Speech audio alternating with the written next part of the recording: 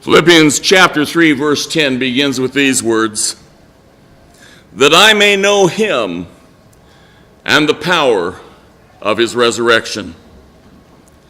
I think about knowing the power of Jesus' resurrection. You know, none of us were there to see it.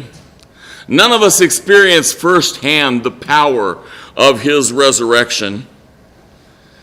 But Jesus' resurrection wasn't just for his own benefit. It didn't just restore him to life. It transforms us to a new life. And we see his resurrection power in us when we're able to see the old person of sin destroyed and see that new creature rise up in Christ Jesus. We observe resurrection power in the transformation that takes place in our lives.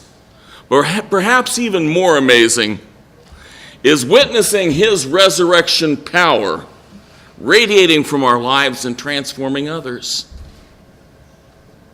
Where darkness and hopelessness reigned, we can see people transformed by the light and the hope of that resurrection when we allow ourselves to become channels of his resurrection power. Rick Bayless, the executive director of the Cookson Hills Christian Ministries, wrote about the church lady in a recent letter that he sent out to the churches. This isn't about a Saturday Night Live skit. It's about a woman who changed some lives. So let's hear from Rick's words. He writes, "In 1956, when Melinda was just 2 years old, her mother died from breast cancer. Left with Melinda and 6 of her siblings, her father sought to drown his grief in alcohol and became progressively more neglectful and abusive. Over the next few years, there was a series of stepmothers who came and went as the abuse to both them and the children grew worse. Melinda's oldest brother, who took the brunt of the abuse, escaped the family by lying about his age to be accepted into the military, but he was never able to escape the scars on his back or the deep anger in his soul. The second oldest son embarked on a life of crime.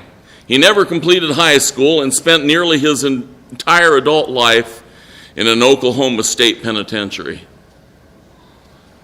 Enter the dear church lady. She was a neighbor who took kind notice of the children and decided to offer what she could to help. Melinda's father agreed that she could pick up his kids and take them to church with her on Sunday mornings. As her knowledge of the neglect and abuse faced by the children grew, so did her concern for their safety. She brought this up to the minister at First Christian Church in Miami, Oklahoma. And after a short time, they had arranged for the children's placement at Cookson Hills. That was 1963, and at 9 years of age, Melinda and 4 of her older siblings moved to Cookson Hills. The trajectory of Melinda's life changed forever. Her own bed, 3 meals a day, parents who were always there for her, electricity, indoor plumbing, snacks, clean clothes, shampoo, toothpaste, screens over the windows, a fireplace, family devotions and prayer. Things she had rarely or never had were now hers in abundance.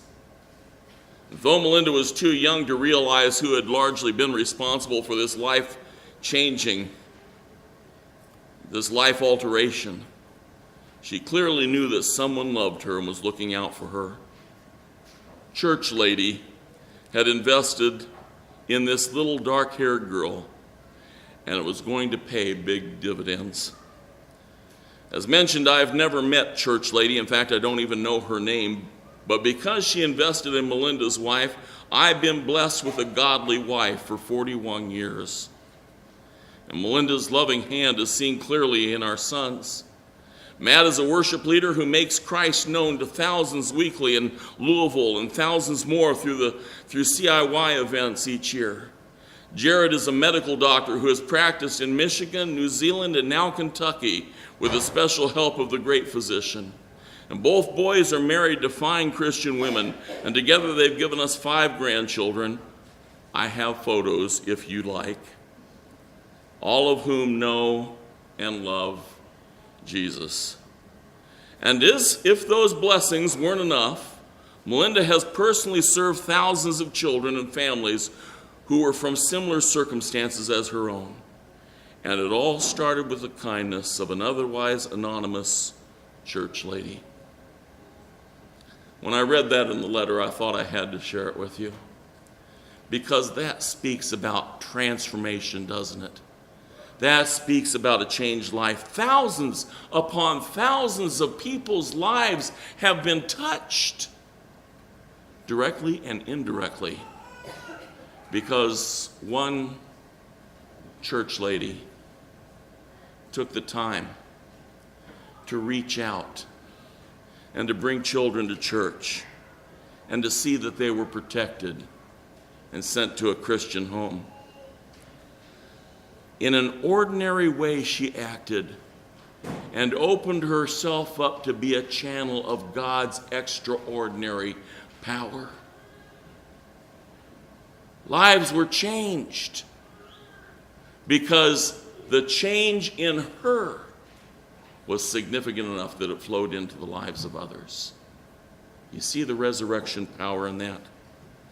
As we contemplate Christ's resurrection yet again this morning, will you allow that miracle to do wondrous things to you and through you?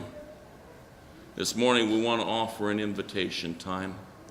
If you want Jesus to become a part of your life and transform you from within, or if you'd like to be more effective in being a channel of his blessing to others, we have a decision time. We invite you to come as we stand and as we sing our invitation song.